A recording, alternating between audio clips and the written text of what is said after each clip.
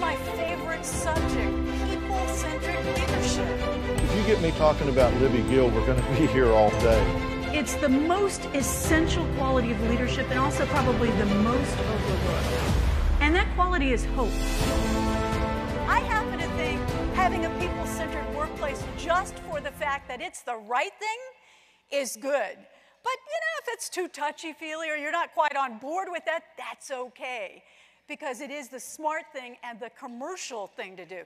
But before I jump into how you can enact some of this, I want to hear from some of you. Can we have the lights up just a little bit? What I'd love to know is, what do you think is the one trait that distinguishes a truly great leader?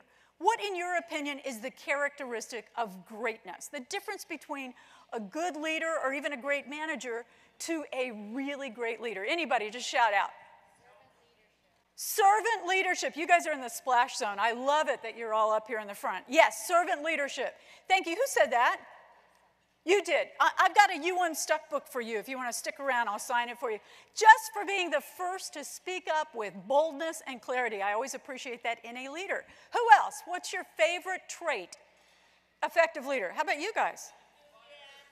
Enthusiastic. Thank you. I couldn't agree with you more, and you yelled that out enthusiastically. So honesty. Yeah, baseline. Integrity. Honesty.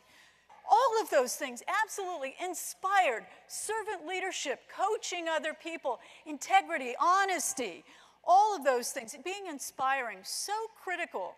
But there's one other element, and I worked 20 years in the corporate world, head of communications at Sony, Universal, Turner Broadcasting, many years in that world. Now, in 2 weeks, it'll be 15 years as an executive coach and leadership consultant. So I've spent a lot of time on the corporate side and also on the business ownership side.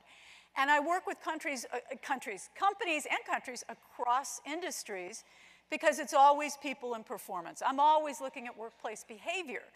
So there's one other trait that I think is the most significant. Visionary. That's a good one. That's not what I was going to say, but you're dead on. Visionary. The most important and the most overlooked. And that one trait, you know it when you see it. It's the people that inspire you to take action, the people that despite any setbacks, any hurdles in front of them, they keep on going with an enthusiastic attitude. And that one trait is hope.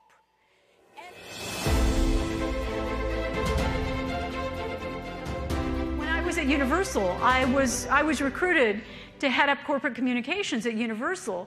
And it was one of those nice kind of high-class problems when I was offered a job at CBS and at Universal at the same time, and decided I would go to Universal because at that point in the history of the company, it held the record for the most stable management, leadership in history of entertainment. One guy, famous mogul, Lew Wasserman, at the helm of that company for 50 years, and his second in command. So very stable, debt-free, huge, but also, as happens after a long time, they've gotten very stale. So a new owner had come in. The Bronfman family owned Seagram's Liquor. At that time, every business unit had changed in the span of 18 months. So there was a new president. There weren't any female presidents, male presidents in motion pictures and music and television and consumer products all across the company. Massive change. And when we look at what that does to people and why it makes them so nervous, we just often have this blanket, people hate change. But there are underlying factors. Sometimes people feel disloyal to their former employees if they embrace the new. Sometimes they feel like, my skills are not up to par. I don't know what these people coming from the outside know that I don't know. There are all sorts of fears and concerns that get triggered. So for me, I thought, well, I'm the head of communications for this group. I'm just going to go out and communicate. I'll do what I do because I really believe we have to create a shared vision here. We have to get on the same page, and that's going to require some time together, some rapport and trust. So I was as a department head, one of the perks of the job was my little golf cart. So, Universal Studios, anybody been to Florida or Hollywood? It's big. It was 540 acres. And I set 15-minute appointments basically with anybody that would speak to me. And it wasn't always easy. I thought, well, just meet with me. No, had no interest in the new team coming in. So I was persistent.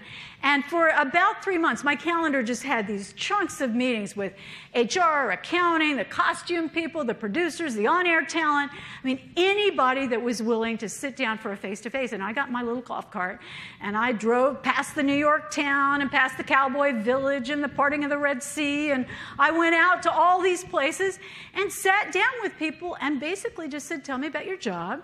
What can I do for you? How can we work together? All the basics. It did not take a rocket scientist by any means to figure this out. But I kept hearing, no one from corporate has ever been over here before. And it was just that, let's break down the silos, let's break down the walls and talk to each other, and then continue to build on that. And pretty soon, people started to see, we were not the evil empire, we were not out to get them.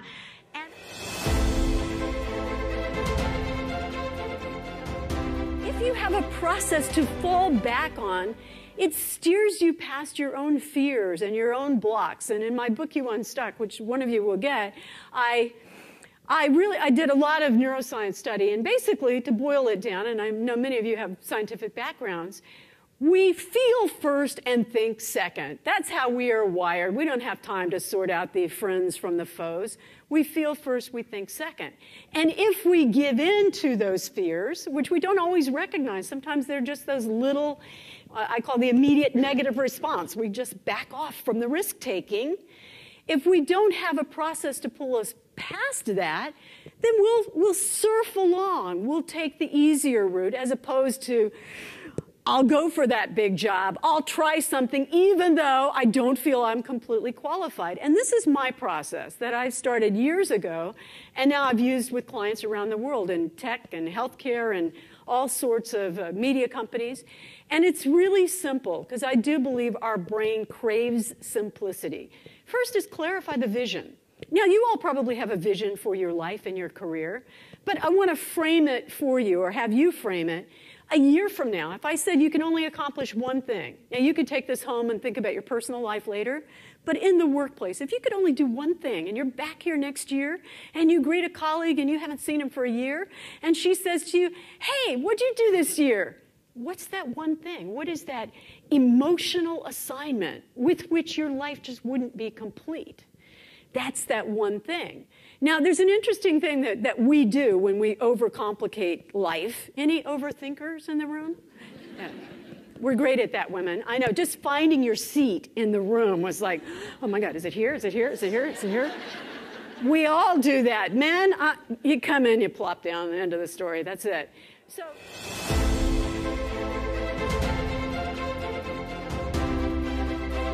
Congratulations. You have a natural predisposition for leadership. No. Lift as you climb. That is what it's about. And it's from Helen Keller, who's really one of my idols. Alone we can do so little. Together we can do so much. Thank you all.